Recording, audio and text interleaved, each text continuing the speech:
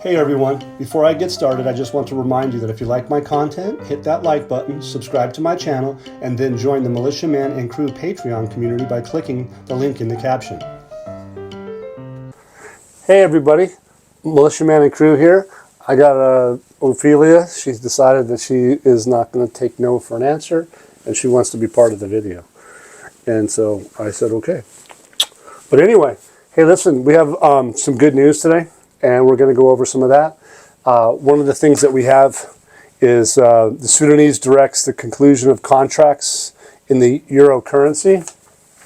Not terribly important, but I think at the end of the day, you're going to find out that it's probably very important. Here it says the Prime Minister Mohammed Shia al-Sudani directed the ministries and governments to accept offers and bids and conclude the contracts in euro currency equal to the dollar currency. It says the Sudanese directed the acceptance of offers and tenders and the conclusion of contracts in the European currency, which is the euro. It says equalized in the US dollar in accordance with the decisions of the Council of Ministers and the instructions issued by the Central Bank of Iraq regarding the currency of the US dollar. So interesting thing is that they're going to be accepting offers and tenders and contracts in European currency as well as United States dollar. So look, both of those currencies are very powerful currencies on the Forex markets. Okay, this is a lead-in. This was not from yesterday. I think it was the day before that. But what I mean by taking it seriously is that the Forex markets are really liquid markets. And that's going to be where Iraq's going to have a relationship with that here in a not too distant future. But one of the things that they talked about was equivalency and that component. So when they talk about trading and equivalency, when you pair currencies, they have a relationship and you get equivalent. Okay, so if it's whatever the currency's trading at, whether it's the pound or the yen or the won, the US dollar. Okay, so. I'm not going to get into depth. I'm not a Forex trader, but know for instance that that's real. That was a big lead in, and I thought it was. I found it this afternoon, going, wait, that was a couple days ago. That's going to be big. Okay, so the parliamentary legal. Okay, that's who it is. The legal department. It says the agreement of political blocs to pass 4 important laws that will deal in one batch. Okay, so this is going to be about.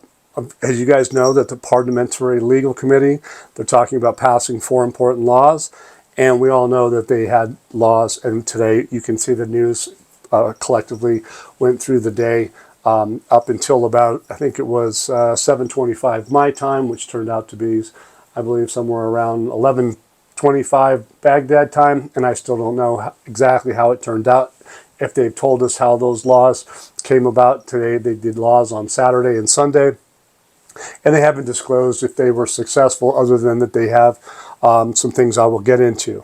Okay, so in this particular item, it says that the Parliamentary Legal Committee was concerned about the variety of legislation in effect in the coming days to serve the needs of the citizens. So they're talking about doing laws that were in concerning the citizens, and I think we all know about that. So I'm going to actually kind of move along because we had 4 laws, and I think they had to deal with a general amnesty, personal status law. I know that they have a law that's also was on the table that had to deal with the real estate, which is part of Article 140. We know that they had that on the table. And here's another article that says the Parliament pushes to pass 3 controversial bills that are key in the Sunday session. The personal status law is one of them. We talked about that. It says the Parliamentary Legal Committee will meet this evening to review the readiness of the general amnesty law, the personal status law. Here we go, the property restitution law. That's Article 140 in my view. All listed on the agenda for Sunday's session. They go on to say that what Article 140 was, it goes back to the 1970s. Basically what they're trying to do is overturn the Ba'ath Party era decisions regarding agricultural lands covered by Article 140 of the Constitution. It says that the Kurdish blocs were basically, or are maybe at this time, united to pass the law holding multiple meetings with Shia and Sunni groups to ensure its progress. Okay, it says, notably, the Kurdish representatives met with Hadi Amiri, chairman of the government committee, of the implementation of Article 140 to gain support and prevent its opposition. So that was at 7:25 my time, Baghdad today, and so we didn't know if they did it or not. So we'll have to wait and see how they roll with it. Oh, and then here's another article. Now it comes in after that. Parliament adjourns the session after postponing vote on general amnesty and mobilization laws. It says the Parliament adjourns this session after postponing the vote on general amnesty and mobilization. And so what does that mean to us? Well, I'm going to read this part one more time. It says the Parliament adjourned its session, which was held under the chairmanship of the Speaker of the Council, Mandelawi, and after completing the first reading of the draft law on the protection of intellectual property, okay, they did some things. It says that the President's representatives decided to postpone laws due to the lack of agreement on resolving the issue of the Parliament presidency. So they're using an excuse. They didn't do everything else because they don't have the presidency. That's not necessarily true in a sense that we all know that they can pass laws without the president. So whatever they did, it sounds like it was a show, right? But okay, House Representatives postponed general amnesty law. It says the law returned properties to their owner. I don't think that was done, which is to dissolve that Revolutionary Command Council. Basically, that law, I guess, caused a dispute with the Sunnis and the Kurds representations during the session of the House of Representatives today. So that didn't happen, according to this article. They said they postponed it. They adjourned it. Adjourned means they can pick it up later. 7:25 p.m. is when I told you about it, and now it's probably after midnight at this moment. But when I started this, I mean, it probably wouldn't have been, and so we don't know. They could have met back tonight to do specific things. We just don't know. I don't know. That's all. It says the Sunni blocs boycotted today's sessions because its agenda did not include a paragraph on electing the Speaker of the House of Representatives. Okay, so that's why they're saying that, well, we wanted this done and you guys didn't do it. So even though that we told you that we were going to pass these 4 laws with everybody was going to be in unity, they didn't. I'm fairly sure that my view is they felt like they were 100%. I felt like they were, effectively 100% complete clowns, to be honest with you. I mean, you come on, at this stage of the game, at all this time, playing games, are they telling us the whole story? Maybe not, but if they are telling us the whole story, it's not surprising. Is it an end all? I don't think so. I think everything that relates to these guys, plenty of this stuff, as far as the hydrocarbon law is concerned, I think we need the financial side of things first. Article 140, they're going to need the financial side done first. And I think that's where they're at. Is that why they didn't? They're playing games because they're waiting, just like you and I are, for Al-Alaq and Al-Sudani to come out and tell us the whole story. We'll find out. So, but anyway, excuse me. Raffidan Bank announces the implementation of the comprehensive banking systems. We knew this. They had 46 branches, or they had 44, and they added 2 more, I guess. But anyway, Raffidan Bank announced today, Sunday, the implementation of comprehensive banking systems in 46 branches in Baghdad and the governance. So, obviously, they have the new comprehensive banking. I think that's electronic banking, digital transformation that we've talked about already. So they reiterate that. So that sounds like there's something happening. Project market contraction in Iraq, 5.9%. So, excuse me, realize, everybody, that the 2024 budget, 23, 24, 25 budget is all one. It's supposed to be retroactive to 2023 in January. Operational side of that budget is already allocated for 23, 24, 25. which is supposed to take care of specific things, okay? And budgets themselves are supposed to take care of also specific types of projects that benefit the citizens. But ultimately, the investment side to build out some investment, hasn't been done. Hasn't been done. Yeah, to build out some of these investments, they needed to have the 2024 budget portion of that investment side, and we haven't seen that. And there's a reason for that, and we believe that that is part of it. It's got an exchange rate component to it. The budget tables have an exchange rate component to it. Those were the amendments, remember? We all know about those amendments that they've had, and we haven't seen that published yet. We haven't seen that yet. I think there's people that suggest that it has been. I haven't seen it yet, and I've asked about that. But anyway, thing about it this is that they're losing money. Now here's this article right here that supports that we've been talking about, that they have a push and pressure. Al-Sudani is under pressure. Contracts. They need to take care of business to get the ball rolling. The Port of Fa, for instance, needs to have the development road project completed so all the shipping that comes in can get across into Europe. So they need to get a move. It says here, a move on, I should say. It says that this magazine that is reporting this out of the news outlet back here in Iraq. It says the index of Gulf projects for the countries, the Gulf countries, has risen except Iraq and Iran during the past 4 weeks. I find that interesting. Everybody's still on track, but Iraq and Iran are not. It says during the past 4 weeks, specifically from September 13th to October 11th. It says Iraq lost $23 billion of value of projects, of the value of the projects. And they go on to talk about the growth value of the projects in Arab Gulf states, etc. But okay, so basically what is it telling me? It's telling me that they lost $23 billion in a month in projects, or at least a share of that 23 billion. And that's a lot of money to be losing for not doing what you're supposed to have done. And so I got a strong feeling based off just this article in itself is that if this isn't really a political issue, I think basically it's a financial issue. And I think the financial issue, for lack of better words, is going to trump political sides, because the political sides are iffy.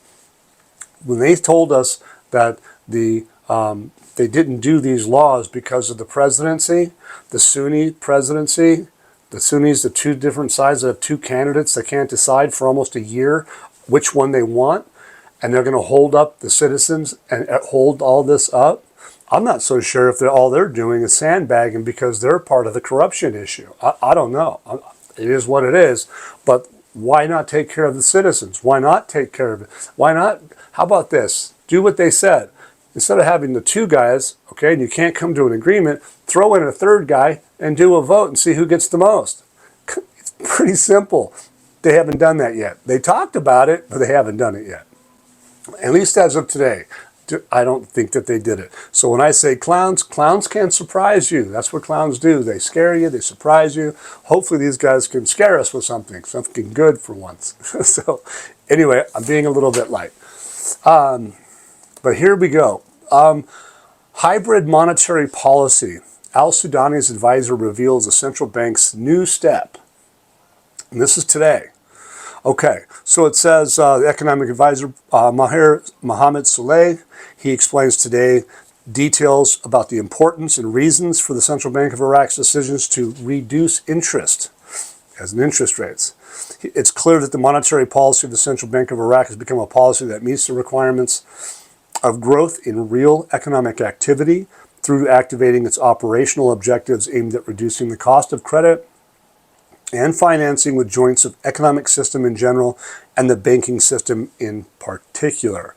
Okay, so they go by, he goes on and says, by lowering the interest, 200 points basically, at which the central bank deals with banks from 7.5% to 5.5%, which means that the central bank has become following an expansionary policy in targeting the money supply in a manner that is consistent consistent with activating the real sector in the national economy, confronting unemployment indicators in the overall economy. It says that the bank, in its new policy, did not neglect the importance of continuing to control liquidity levels and carrying out high sterilization operations by offering debt instruments called Islamic certificates of deposit. We heard about that. With a return that increases with the length of the amortization period of those securities purchased by the banking system, which are considered sovereign debts that can be mortgaged or discounted in the secondary market and are excellent debts. So the mortgaged or discounted in the secondary market are excellent debts. So secondary markets, isn't that something similar to where we are today in the United States? We have secondary markets. Okay. Just think about that for a little while. What else is going to happen? What else is in the secondary markets? Certain instruments, right? Okay. Monetary policy of the central bank has given a signal to the financial and banking system that it's easy or flexible policy adopted by the bank in moving the liquidity of the economy in a continuous and controlled order to play the role of the monetary authority in combating inflation activities and imposing economic stability as their first central goal. This is big, you guys, because they reduce the interest rate and they're stimulating growth through creating jobs, just like the private sector. They've been talking about this. So they've made a move in its new policy they're talking about. So they've reduced the interest rate. So they're setting the stage of telling you exactly what they've done and what they're getting ready to go do. And I think it has to do with exchange rates. And I think they're going to tell you that it does. So here's a quote that I like from him. It says basically this means that, this is from Soleil, which means that the Central Bank of Iraq has become following an expansionary policy and targeting money supply in a manner that's consistent with activating the real sector of the national economy and confronting unemployment indicators in the overall economy. Okay, so what are they talking about? He's talking about having, it says here, it says Soleil concludes between expanding the movement of economic liquidity as an expansionary policy and imposing control over liquidity levels by offering debt instruments. In return, at the same time, in parallel, we can call the current monetary policy of the Central Bank of Iraq a hybrid, flexible monetary policy. A hybrid, flexible monetary policy. And so everybody's going to put their thinking caps on and goes, well, what does that mean? Okay, a hybrid monetary policy is a monetary policy that uses a combination of different policy instruments to achieve desired outcome. For example, a hybrid monetary policy might involve a rule that responds to both price inflation and the output gap. Exports is output. So if you have all the inputs and outputs on both sides of the equation in a country, you're going to be doing pretty good. They have all of this adjusted accordingly for themselves already. They've been studying all these things, and basically so they've come up with the fact that under Iraq's circumstance, a hybrid monetary policy. Okay, here they give you the fixed exchange rate, flexible exchange rate, crawling peg, limited flexible band, managed arrangement, and they have the explanations. You can find that on patreon.com/MMANDCREW, and you can find this today or yesterday. You just got to scroll up, scroll down, you'll find the articles, or use a search menu and just type in some of these keywords, like for instance, hybrid monetary policy or hybrid, and you should be able to find stuff. Okay, they go on to say though that a country's monetary policy is closely linked to its exchange rate regime. Countries with a flexible exchange rate have more scope for an independent monetary policy than those with a fixed rate exchange rate. So they're the ones telling you that they have a hybrid monetary policy in this article. And the name of that article is called Hybrid Monetary Policy. It's that simple. Come on in and check that out, and then tie it in with a few other little things I'm going to go over. Here's an article that supports that article, I believe. It's an economist, and it says lowering interest rates encourages investment but carries caveats. And his name is Salah Nuri. He confirms today on Sunday. It says reducing the interest rate encourages individuals and companies to borrow from productive projects, which leads to stimulating the economy.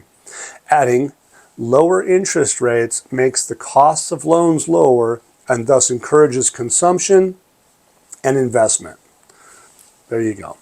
It's necessary for the central bank to monitor the money market and commodity prices to measure the level of inflation, especially since facilitating borrowing may affect the elasticity and demand versus supply. Okay, so there they tell you that what that article suggests is that they're going to do what they're doing to lower interest rates, provide other instruments, effectively tools, to stimulate the economy and motivate the private sector. Because there's going to be risks involved. They're going to have some inflationary aspects, but they have to offset that. And what do they say? Central bank says they're going to monitor the money market. They're going to be watching to be able to defend their currency, the exchange rate, etc. And I mean, when exchange rates can be interest rates as well. So they're going to be able to manage that. My view is all monetary policy regimes are not without risks. In this case, of a lower interest rate environment they are entering will likely have its own risks. However, they choose a hybrid, flexible one that will be closely monitored and controlled by the central bank. The above conditions, which we talked about, point out what the bank has taken into account in the decisions to make the move. They want investment to flourish. They want individuals and companies to borrow, and for productive projects that they want individuals and companies to borrow for them. And they include, which includes, if you think about it, the Development Road project that's going to have all these different projects. They're going to want them to actually maintain and help with that elasticity of loaning and getting money out so that they can invest in projects. It's awesome. Okay, here's one more article that says the interest rate cut, a bold step that changes the liquidity map in Iraq. And I would say that you guys want to pay attention to this one. It is Al-Masalah. It says, in a move that represents a shift in Iraqi monetary policy, the Central Bank of Iraq has decided to reduce the interest rate and activate securities for the first time since June of 2023. Now, I didn't really think about it at the beginning of when I heard that, but I'm going to circle back to that, okay, when I get to the end of this, because listen, look, what we're going to be talking about is international, okay. Current reduction in interest rates, we already did that, 7.5 to 5.5, that 200 points, reflects the bank's desire to stimulate local investment. We talked about that. Direct available capital towards alternative investment channels, little addition, which could revive the national economy. That is new. Revival of the national economy and create stability in the face of international pressures. That's big, you guys, because that's what they're doing. They collectively set the stage, because this came in afterward. This came out this afternoon, evening, as opposed to earlier in the day, which I find to be fascinating. Okay, so anyway, it says the desire to stimulate local investment, direct available capital towards alternative investment channels, which could revive the national economy and create stability in the face of international pressures. I think it's phenomenal. Okay, they have a reactivation of Islamic certificates. The bank set strict limits on investment of deposits. They did an analytical ratings of the steps that they're using to try to prepare banks gradually over time to get where they are today effectively, especially in relationships to the dollar transactions to be reduced. They're getting ready to do things outside of the dollar. Okay, but here it says, looking ahead, this analyst or analysts, more than one, expect an increase in reliance on the Iraqi dinar as a base currency. That should be a light bulb, you guys, especially in light of international restrictions on dealing in dollars. They're going to reduce the dollars, and they're not going to be using them as much. There's going to be a reason for that. It's expected that the activation of new dinar instruments will contribute to enhancing local liquidity and enhancing and encouraging banks to invest domestically, which may help alleviate the inflationary pressures facing the Iraqi economy. Raise the value of your currency, you're going to have some inflationary pressures. And what are they doing? They're talking about help alleviate that inflationary pressure. And what do these analysts expect? They expect an increase in reliance on Iraq as a base currency. I don't know if you guys know this or not, but what is a base currency? Well, a base currency is going to make you guys get really kind of excited, okay? But here's what I said before I got to the point. I like the sounds of this analyst because they're expecting a reliance on the Iraqi dinar as a base currency. They do so especially in light of international restrictions on dealing in dollars. So it's also expected that there will be an activation of these new dollar instruments at any time, will contribute to enhancing that local liquidity and encouraging those banks to keep investing domestically to what? To create jobs, finish the projects. And so basically, banks are going to be facilitating help in combating inflationary pressures. The smaller banks, the bigger banks, like the central banks, they're going to be the ones that are going to be going in and allowing some of these banks to go into the Forex market to do what? To be able to buy and sell and trade. And one of the things that they're going to be able to do is also, remember, they're going to reduce the interest rate, which they did, to activate securities. Remember, they talked about going into the securities market. Well, if you're going to go globally, which is international, and remember they were going to do the relationship with the NASDAQ and the ISX, well, trust me on this one.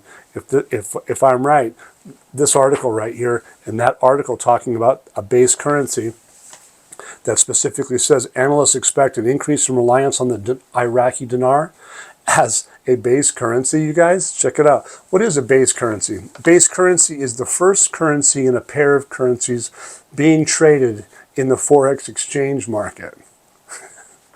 The second currency is called the quote or the counter currency. And then they go on to tell you how it's used.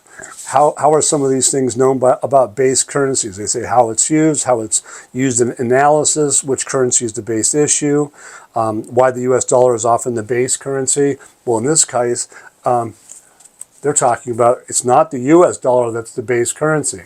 It's going to be the Iraqi dinar. I don't know if you guys get the totality of this, but it's basically stating this article right here that's out today, interest rate cut, a bold step. Changes the liquidity map in Iraq. The liquidity map in Iraq, you guys. That's the headline. I don't know. I'm really pumped and excited, you guys, because I'll tell you what. I'll read it one more time because it's the base currency is the first currency in a pair of currencies being traded in the foreign exchange Forex market. The second currency is called the quote or counter currency. Okay, that's the definition of it. But look, they talked about they reduced the interest rate and activated the securities for the first time since June 2023. Something's changed. The analysts now, those are the guys that are telling people what's coming, right? Analysts expect an increase in the reliance on the Iraqi dinar as a base currency. Base currency is the first currency in a pair of currencies being traded in the foreign exchange market. I don't know, you guys. If that doesn't tell you that these guys are gearing to go international, I don't know what does. So listen, that's what I have. I think you guys should be stoked. Powerful information. And I think as Pompey Peter would say, you heard it here first. You guys, I'm being light. But he probably would say that. Anyway, Samson found that this afternoon, and she sent that in. And when I caught that, I went, hold on, I can tie this one in. And she did brilliant. She's a phenomenal person. We have our Discord chat room where she lays in all of her information on a daily basis. We do the analysts a lot of times. Well, I try to as much as I possibly can, is try to find what I feel is the quality to keep us in line, on track with the most important issues. And I put those in Patreon in my analysis, sometimes brief and sometimes quite lengthy. But that's where you find that at patreon.com/MM&Crew. And we have our Discord, Militia Man's chat room. So when you come in, that's where you want to go look. You got to go into the membership. And by the way, you guys, if you're coming into, as you come into Discord, if you signed up with Patreon, don't use an app, please. It'll make it easier on you, I promise. Just use a web browser, Google, Safari, whatever your choice is, Google Chrome, right, to get into that. And then it'll be a lot more pleasant and easy for you to do that. So anyway, thank you very much. I appreciate you, all you guys that hit that like and subscribe button. I appreciate that. If it rings a bell, perfect. But the bottom line is we have PayPal, Zelle, and Venmo for those kind donations that help keep Samson going. It helps keep Gigi running the room, helps me keep doing what I do, and it's me helping you, us helping you. So thank you very much. Have a great week, and we'll see you soon. Once again, guys, don't forget to hit that like button if you like this content. Subscribe to the channel or join us at the Militia Man and Crew Patreon community for even more exclusive content. You can also donate to this channel by hitting the links in the banner to help keep this page up and running. Your generous support is greatly appreciated as always. Much, much appreciated. Thank you so much and have a great day.